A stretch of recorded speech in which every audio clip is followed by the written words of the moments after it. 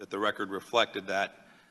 Secretary Clinton, I have a few questions to ask you. We've saved them for the end of the day because it may be that you can't provide answers to me to these questions in an open setting. So it's been a long day. I wanted to give you that heads up. These are questions that I would like to get answered, but it may be that an open hearing is not a place which you'll be permitted to provide those answers because of the nature of the answers you'll provide. These are yes or no questions. Were you aware, or are you aware, of any efforts by the U.S. government in Libya to provide any weapons, either directly or indirectly, or through a cutout, to any Libyan rebels or militias or opposition to Gaddafi's forces? That was a very long question, and I think the answer is no.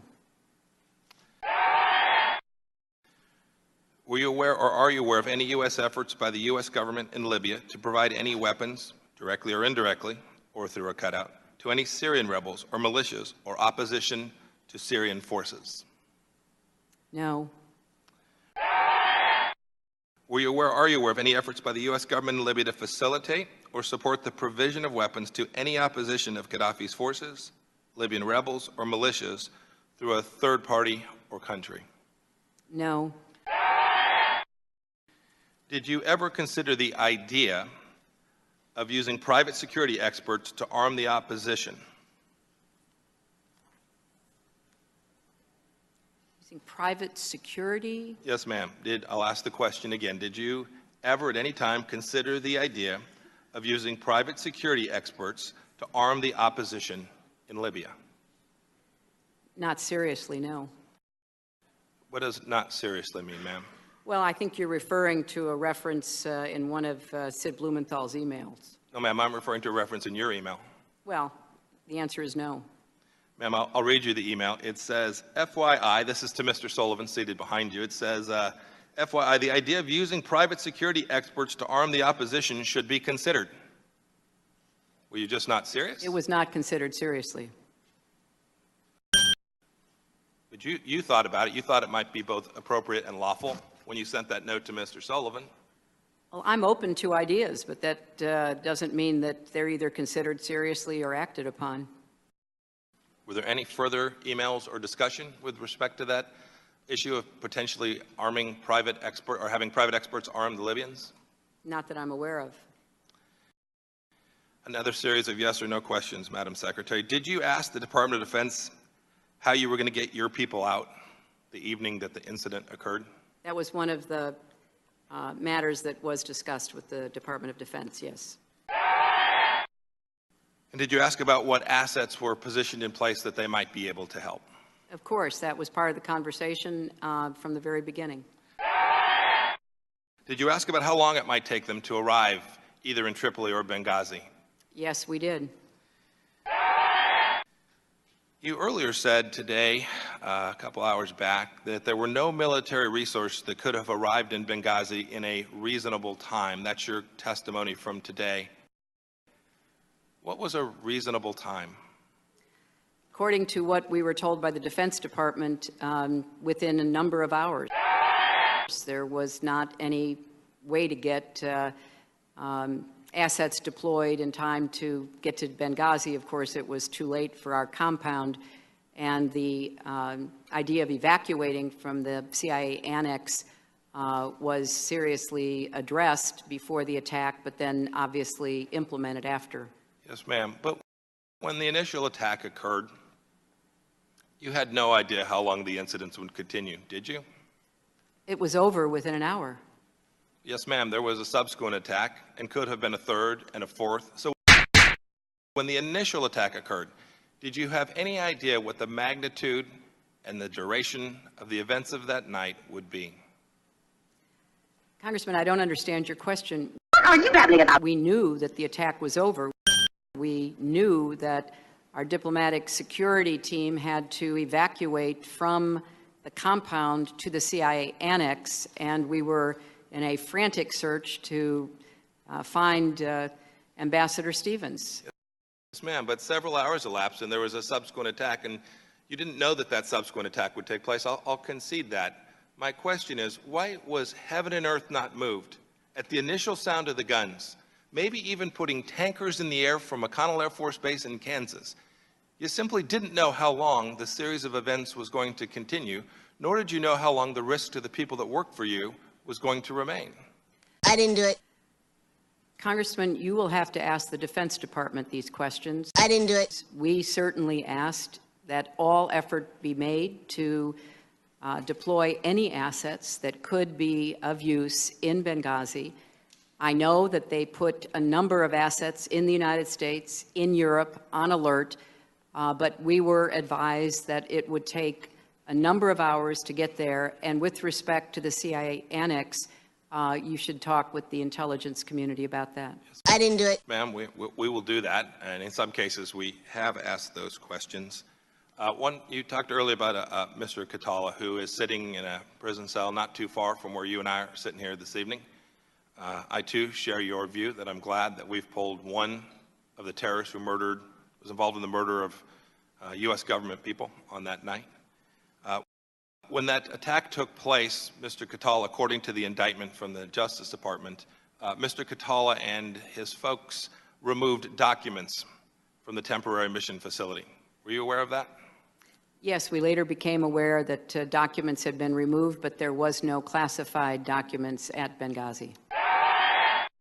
And how do you know that? We know it through our own investigation about what documents were at Benghazi, and there were no classified materials to the best of our information, to the best of our information, to the best of our information.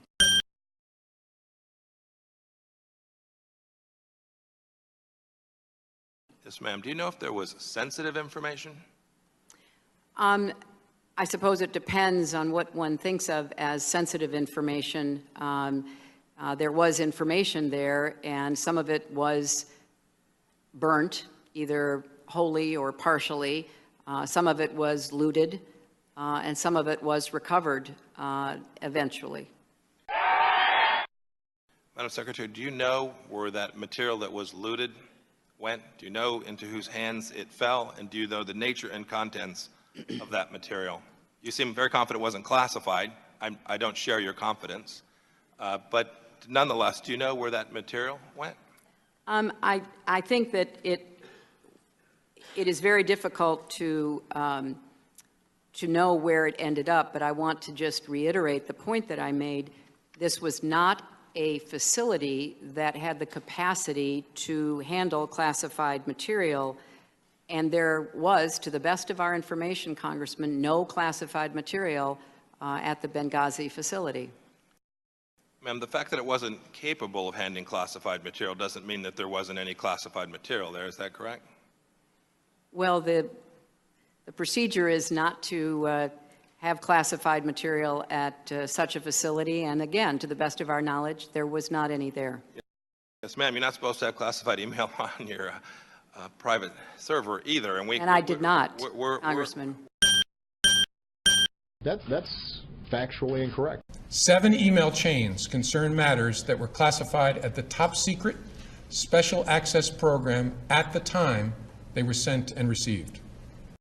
We're aware that sometimes classified material ends up in places where it ought not be.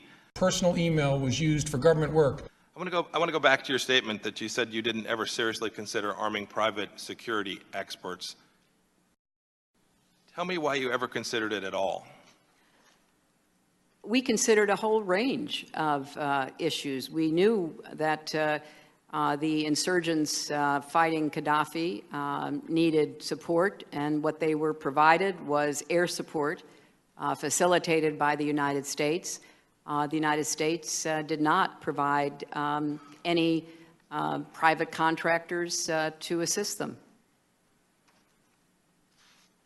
There was an email that was from Mr. Blumenthal and an email before that also discussing the same situation. Do you know who Mark Turi is? No, I don't recall that I know who that is. He was a private trafficker in weapons. He was working with Mr. Stevens and attempting to develop an authorization with the State Department so that he could, in fact, deliver those weapons into Libya. Does any of that ring a bell to you? No, it does not.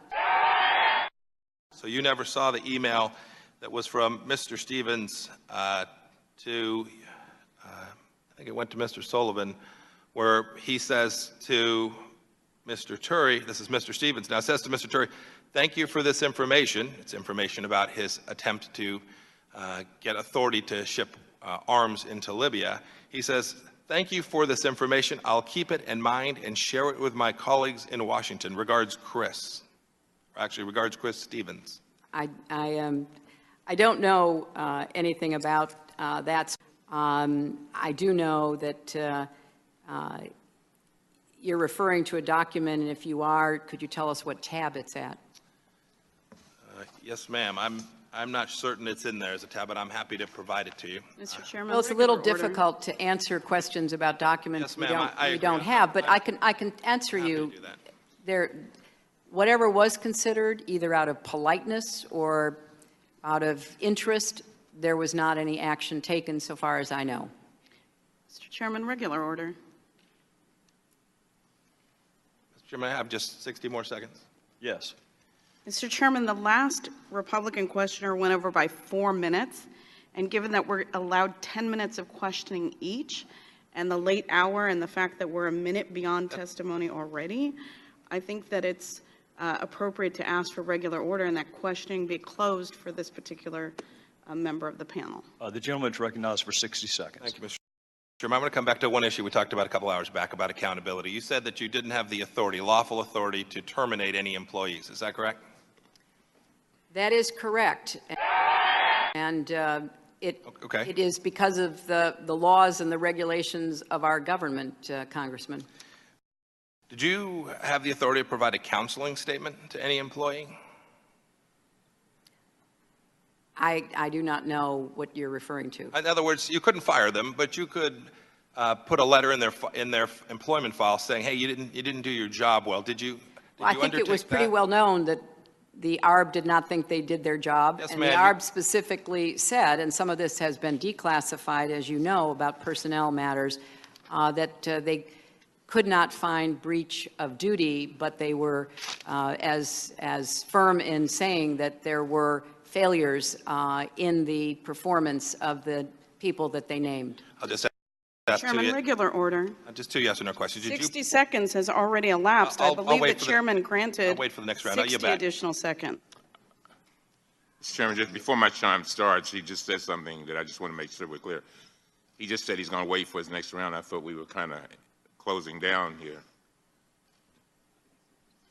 Parliamentary inquiry. How late are we going tonight?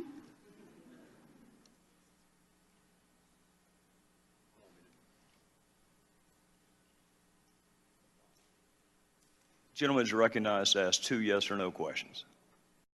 Madam Secretary, did you ask someone or did you prepare a counseling statement or letter of reprimand for any employees at the State Department connected with the incidents of September 11th, 2012? There was a process that is the appropriate process for dealing with issues concerning performance, and that was followed. It continued into my successor's term, and the Secretary of State, Secretary Kerry, made whatever the final determinations were. Mr. Chairman, I yield back. That started from this tropic port aboard this tiny ship. The mate was a mighty sailing man, the skipper brave and sure. 5 passengers set sail that day for a 3-hour tour. A 3-hour tour. And I made it a practice to send emails that were work-related to people on their government accounts. I did not primarily conduct business on email with officials in our government. And I made it a practice to send emails that were work-related to people on their government accounts. I did not primarily conduct business on email. And I made it a practice. I did not primarily conduct business on email. And I made it a practice. I did not. And I made it a practice. I did not primarily conduct business on email. And I made it a practice.